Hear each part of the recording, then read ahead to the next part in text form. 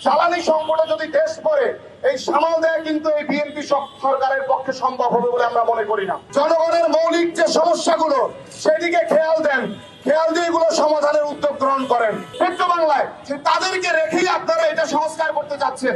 তারা নতুন করে কোনো কূপ খননের তাদের কোনো পরিকল্পনা নাই, কিভাবে নতুন গ্যাসের আমদানি হবে তাই পরিকল্পনা নাই। যা ছিল হাসিনা তো ইচ্ছা মতো হাসিনার প্রশাসন ব্যবহার করে শেষ করে দিয়ে গেছে।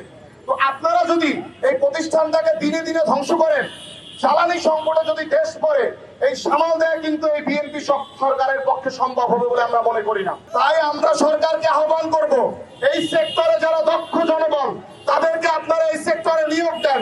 কি করে নতুন করে গ্যাস কূপগুলো খনন করে জাতীয় গ্রিডে গ্যাস সংযুক্ত করা যায়। গ্যাস যদি বন্ধ হয়ে যায় বিদ্যুৎ ইফেক্ট করবে এবং দেশের সকল শিল্প প্রতিষ্ঠানে এটি ইফেক্ট করবে। আপনারা বিরোধী দলকে যেভাবে রাস্তায় দমন করতেছেন সেইটুকু চেষ্টা যদি আপনারা এই সমস্যাগুলো সমাধানে দিতেন তাহলে পাবলিকের আর এই সমস্যা থাকতো বলে আমার মনে হয় না। আমি তারেক রহমানের সরকারকে উদ্দেশ্য করে বলছি, দয়া করে জনগণের পালস বুঝেন, জনগণের মৌলিক যে সমস্যাগুলো সেদিকে খেয়াল দেন, খেয়াল দিয়ে এগুলো সমাধানের উদ্যোগ গ্রহণ করেন।